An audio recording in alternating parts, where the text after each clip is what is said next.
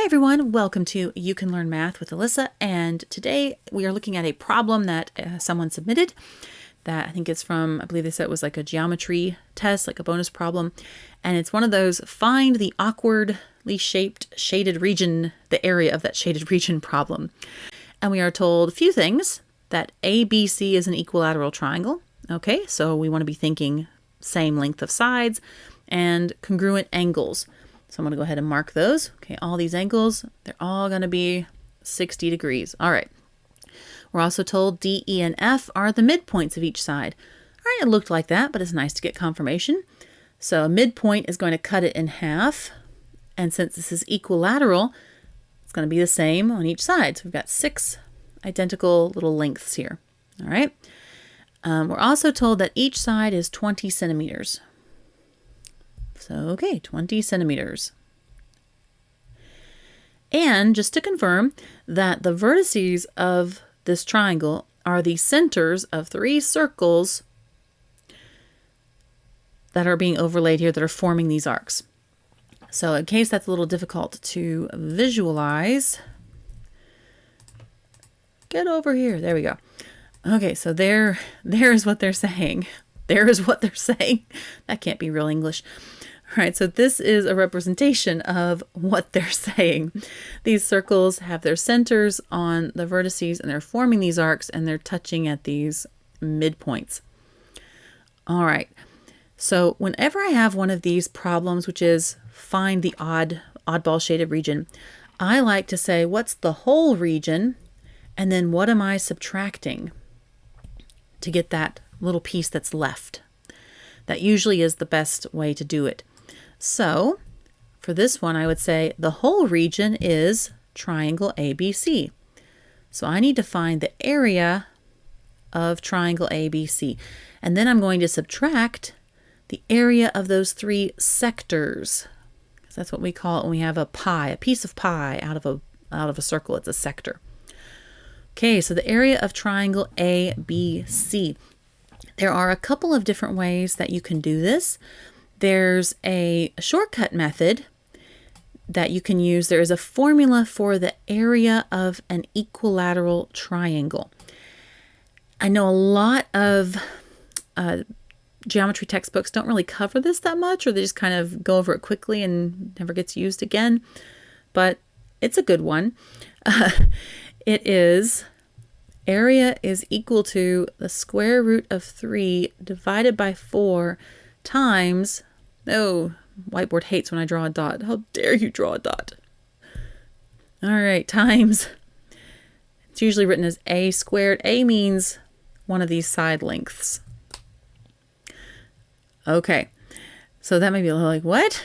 What's going on? This is the formula. If you have this formula memorized, that's great. It's going to make this a little easier for you because you can just plug in 20 and you've got it.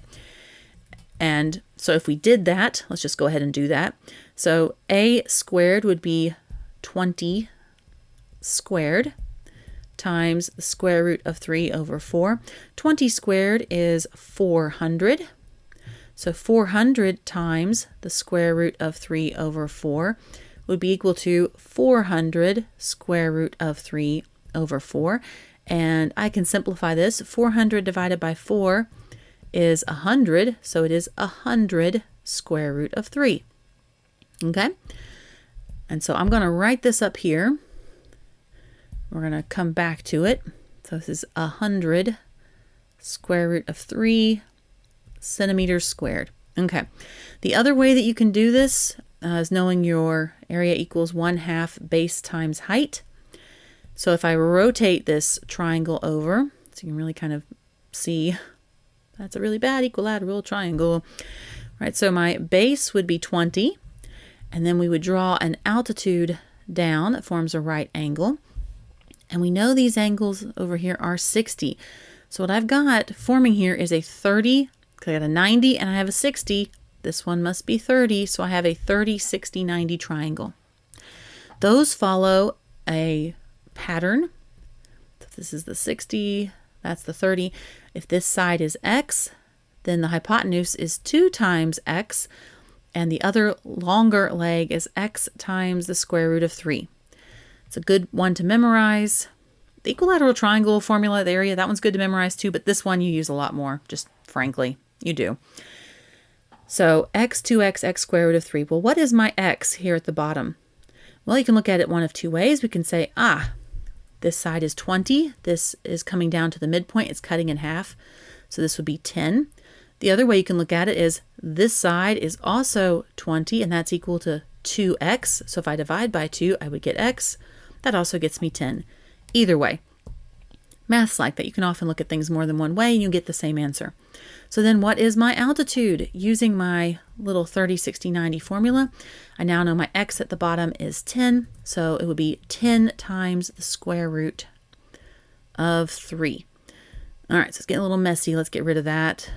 There we go. 10 times the square root of 3. A little dashed there. Make it a little better.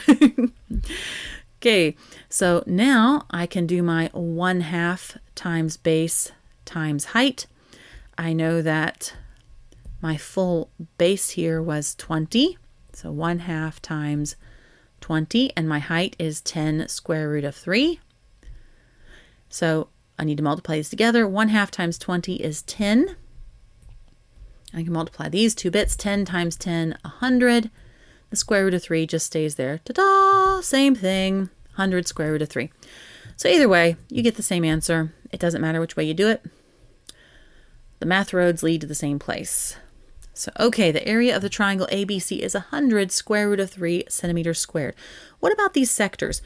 Well, we said they were portions of circles. It's kind of something like that.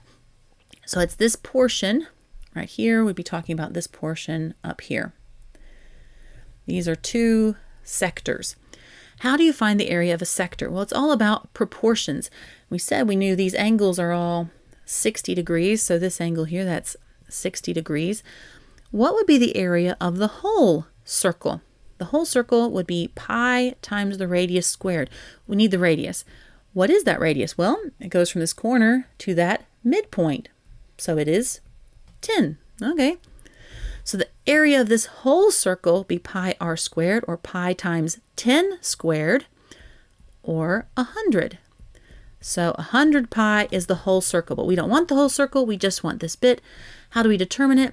Well, how many degrees are in a whole circle? It's 360 to go all the way around, that full area.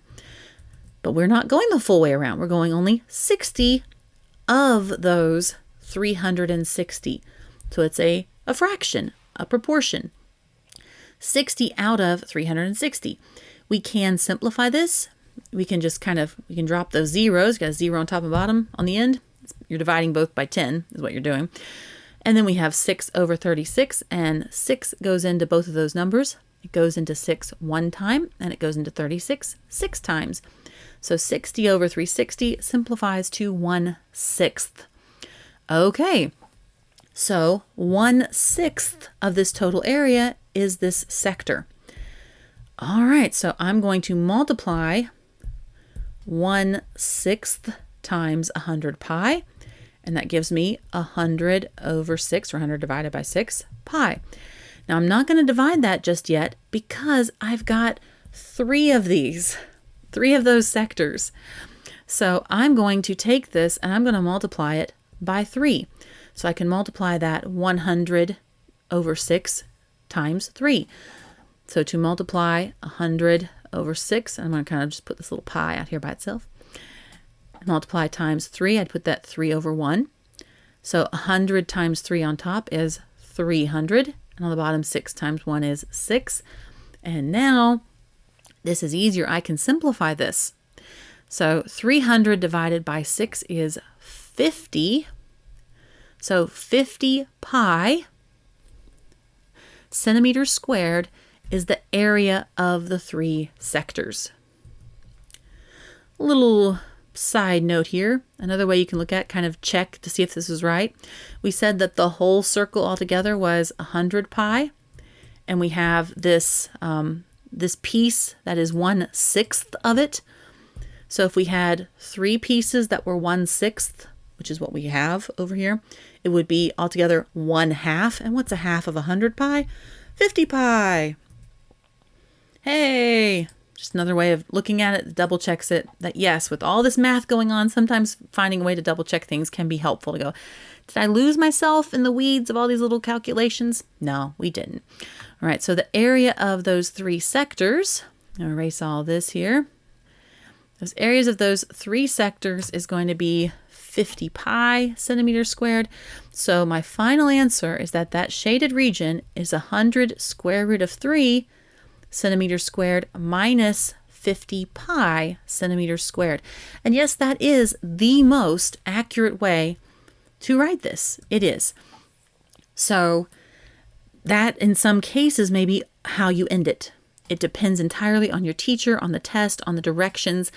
If it says you need to do this math and you need to, usually they'll tell you how far to round it, because this is not going to be a rational number.